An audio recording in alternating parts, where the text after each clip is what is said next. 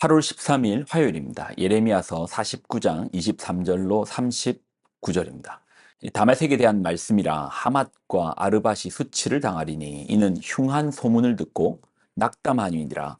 바닷가에서 비틀거리며 평안이 없도다. 다메섹이 피곤하여 몸을 돌이켜 달아나려 하니 떨림이 그를 움켜잡고 해산하는 여인같이 고통과 슬픔이 그를 사로잡았도다. 어찌하여 찬송의 성읍 나의 즐거운 성읍이 버린 것이 되었느냐. 이는 만군의 여호와의 말씀이니라. 그런즉 그날에 그의 장정들은 그 거리에 엎드려지겠고 모든 군사는 멸절될 것이며 내가 다메섹의 성벽에 불을 지르리니 베나닷의 궁전이 불타리라. 바벨론의 느부갓네살 왕에게 공격을 받은 게달과 하솔 나라들에 대한 말씀이라. 여호와께서 이와 같이 말씀하시되 너희는 일어나 게달로 올라가서 동방 자손들을 황폐하게 하라. 너희는 그들의 장막과 양떼를 빼앗으며 휘장과 모든 기구와 낙타를 빼앗아다가 소유로 삼고 그들을 향하여 외치기를 두려움이 사방에 있다 할지니라. 여호와의 말씀이니라. 하솔 주민아 도망하라. 멀리 가서 깊은 곳에 살라. 이는 바벨론의 느부갓네살 왕이 너를 칠 모략과 너를 칠 계책을 세웠음이라. 여호와의 말씀이니라. 너는 일어나 고요하고도 평안히 사는 백성 곧 성문이나 문빗장이 없이 홀로 사는 국민을 치라. 그들의 낙타들은 노략물이 되겠고 그들의 많은 가축은 탈취를 당할 것이라. 내가 그 살적을 깎는 자들을 사면에 흩고 그 재난을 여러 곳에서 오게 하리라. 여호와의 말씀이니라. 하솔은 큰 뱀의 거처가 되어 영원히 황폐하리니 거기 사는 사람이나 그 가운데 머물러 사는 사람이 아무도 없게 되리라 하시니라. 유다 왕 시드기야가 즉위한 지 오래지 아니하여서 엘람에 대한 여호와의 말씀이 선지자 예레미야에게 임하여 이르시되 만군의 여호와가 이같이 말하노라. 보라, 내가 엘람의 힘의 으뜸 가는 활을 꺾을 것이요 하늘의 사방에서부터 사방 바람을 엘람에 오게 하여 그들을 사방으로 흩으리니 엘람에서 쫓겨난 자가 가지 않는 나라가 없으리라. 여호와의 말씀이니라. 내가 엘람으로 그 원수의 앞 그의 생명을 노리는 자의 앞에서 놀라게 할 것이며 내가 재앙 곧 나의 진노를 그들 위에 내릴 것이며 내가 또 그 뒤로 칼을 보내어 그들을 멸망시키리라. 내가 나의 보좌를 엘람에 주고 왕과 고관들을 그곳에서 멸하리라. 여호와의 말씀이니라. 그러나 말일에 이르러 내가 엘람의 포로를 돌아가게 하리라. 여호와의 말씀이니라. 아멘. 예, 기도하겠습니다. 하나님, 오늘 한 날도 주의 말씀을 붙들고 삽니다. 우리로 주의 말씀에 사로잡힌 자, 말씀으로 말미암아 길을 찾는 자, 하나님 예배함으로 말미암아 하나님과 동행하는 믿음의 백성 되게 하여 주옵소서. 영광을 드립니다. 예수님의 이름으로 기도드립나이다. 아멘. 다메섹, 게달, 하솔, 엘람의 심판의 메시지입니다. 다메섹, 게달, 하솔, 엘람. 그 중에 저희는 이제 다메섹의 심판의 메시지만 좀 보겠습니다. 23절을 보면 다메섹에 대한 말씀이라 하맛과 아르밧이 수치를 당하리니 이는 흉한 소문을 듣고 낙담함이니라. 바닷가에서 비틀거리며 평안이 없도다. 먼저 다메섹에 대해서 좀 살펴보면 시리아 지역이거든요. 이제 이스라엘 북쪽의 시리아 땅의 중심지가 이제 다메섹이잖아요. 아주 오래된 고대 도시입니다. 아브라함 시절에도 다메섹에 대한 이름이 나옵니다. 아브라함이 아주 신뢰한 청지기가 있습니다. 아브라함에게 자식이 없었잖아요. 이삭을 주시기 전에 아브라함이 하나님께 이 다메섹 사람 엘리에셀을 나의 상속자, 양자로 삼겠다라고 하나님께 이야기한 적도 있습니다. 그러니까 이제 엘리에셀 자체가 이제 다메섹 사람인 거예요. 그리고 이제 그만큼 이제 가나안 땅과 이제 붙어 있고요.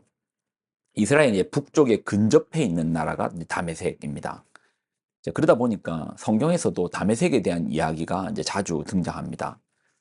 여러분 생각에는 어느 쪽으로 자주 나왔을까요? 우리랑 일본은 가깝습니다. 그러니 역사에서 어떤 이야기가 많던가요? 전쟁 이야기가 많잖아요. 그래서 이제 일본을 가깝고도 먼 나라라고 하지 않습니까? 가까이 붙어 있으니 싸움도 많이 납니다. 이스라엘과 다메섹 싸움이 많았습니다. 가깝고도 먼 나라예요. 가깝기 때문에 서로 영토 분쟁으로 늘 다툼이 있었고 싸움이 있었습니다. 전쟁이 자주 일어났죠. 그리고 가까우니까 이스라엘 사람도 다메섹에 많이 거주하게 되고요. 또 다메섹도 이스라엘의 영향을 많이 받습니다. 다메섹 출신 중에서 하나님을 신실하게 믿었던 사람도 있죠. 엘리사에 의하여서 문둥병이 고침을 받았던 나아만 장군 같은 사람도 이제 다메섹 출신이죠. 자, 이런 다메섹이 가깝고도 먼 나라 다메섹이 심판을 받습니다. 자, 그런데 저희가 여기서 한번 짚고 넘어가려고 하는 거는요. 이제 성경을 좀 깊게 보면은 또 역사를 좀 깊게 보시는 분은 한 가지 분명히 오늘의 심판에서 의문을 품게 됩니다. 그냥 저희가 이제 술 읽어 나가면 뭐 크게 뭐 그런가 보다 하고 넘어가는데, 근데 이걸 역사적 관점에서 또 시간의 서사회라는 관점 속에서 좀 자세히 보면 의문이 있는 게, 다메섹 같은 경우는 바벨론에 의해서 멸망당하지 않았습니다. 다메섹 같은 경우는요, 아수르에 의해서 주전 732년에 이미 심판을 받았어요. 자, 이게 무슨 말이냐면 예레미야는 600년경의 시대 사람이거든요. 그러니까 이제 AD 같은 경우는 100년, 200년, 300년, 400년 이 순으로 가는데, BC 같은 경우는 700년, 600년, 500년, 400년, 그러니까 점점 이렇게 시간 순이 많은 것에서 줄어들면서 시간이 가잖아요. 그러니까 이미 주전 732년, 그러니까 예레미야가 600년경이라 했으니까 한 130년 이전에 다메섹은 아수르에 의해서 멸망을 당했어요. 다메섹이 멸망당하고 북왕국 이스라엘이 멸망당하거든요. 그러니까 이미 멸망당한 민족을 100한 2, 30년 후에 예레미야가 또 심판에 대한 메시지를 말하는 거예요. 그러면 이거 좀 뭔가 문제가 있지 않나? 이유는 이렇습니다. 다메섹은 고대 도시라고 했잖아요. 고대부터 왜 그 도시가 존속되었는가? 이유는 시리아 지역의 유명한 지역으로서 이 땅은 풍요의 땅이었습니다. 땅도 비옥하고 수자원도 많아서 사람 살기가 좋았어요. 아수르에 의해서 멸망을 당하고, 근데 이런 아수르가 또 바벨론에 의해서 멸망을 당합니다. 그러면서 사람들이 다메섹에서 다시 살기 시작하는 것이죠. 그리고 이 당시에 북왕국 이스라엘도 아수르에 의해서 망하고 난 다음에 많은 북왕국의 이스라엘에 살던 사람들이 다메섹으로 건너가서 살았다고 합니다. 그래서 여기 보면은 어찌하여 찬송의 성읍, 나의 즐거운 성읍이 버린 것이 되었느냐.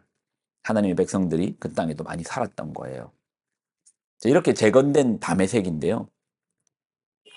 또 죄로 가득한 땅이 되는 것입니다.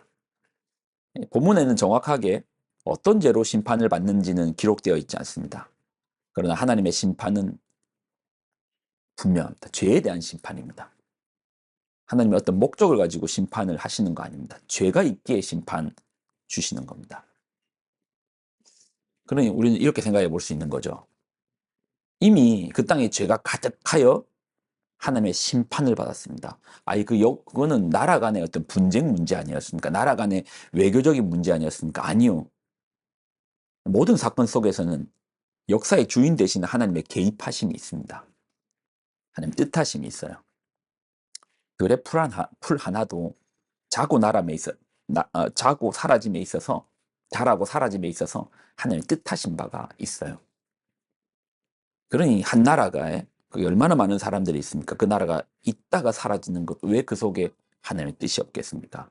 근데 특별히 사라진다, 심판을 받는다 속에서는 정말 완전한 부패와 심판받기에 합당한 완전한 죄가 그 속에 있었단 말이에요. 그리고 하나님의 엄중한 심판이 임했습니다. 그리고 다시 재건됩니다. 한번 심판을 받았으니까 이제는 우리가 이 죄에 대해서 벌을 받았으니까 이렇게 살면 안 되지. 우리가 이제 정신 똑바로 차려야지. 근데 어떻게 됩니까? 또 그 땅이, 다메섹이 또 죄로 물드는 것입니다. 여러분, 우리 속에 있는 죄를 가볍게 보지 마십시오. 나 수련회 했다, 예배 제대로 드렸다, 기도 깊이 했다, 하나님 나 열심히 믿기로 결단했다. 그렇게 하여 그 뿌리가 쉽사리 사라지지 않습니다. 겉에 보이는 잎사귀는 사라질 수 있으나 그 속에 자리 잡고 있는 뿌리가 깊이 있습니다. 그러니 오직 예수님이죠. 우리 힘으로, 우리 능력으로, 우리 노력으로, 우리 깨달음으로, 우리 결단으로, 우리 결심으로, 우리 의지로 이 죄의 문제가 해결된다면 예수님께서 굳이 오실 필요 없이 아마 멀리서 응원하고 계시겠죠. 힘내라, 힘. 근데 왜 예수님께서 등판하십니까? 오십니까? 구원자로 오십니까? 유일하게 그분만이 우리의 죄의 문제에 대해서 해결하실 수 있는 유일한 길이요, 유일한 구원자이시기 때문입니다. 남의 세계의 두 번째 심판의 그날을 바라보면서 우리 안에 있는 왜 오직 예수, 왜 우리 오늘 한 날도 오직 예수님을 붙들고 살아야 되는가 깨달아지기 바랍니다. 기도하겠습니다. 하나님 주시는 말씀을 붙듭니다. 오직 예수님. 우리 안에 있는 죄의 문제, 우리 스스로 우리의 지혜에, 우리의 지식에, 우리의 노력에, 우리의 의지의 문제로 해결할 수 없습니다. 오직 예수님, 오직 예수 그리스도의 그 구원하심, 용서하심, 죄사함 받음, 여기에서만 길이 있습니다. 오늘 한 날도 주님 바라봅니다. 영광을 드립니다. 예수님의 이름으로 기도드립나이다. 아멘.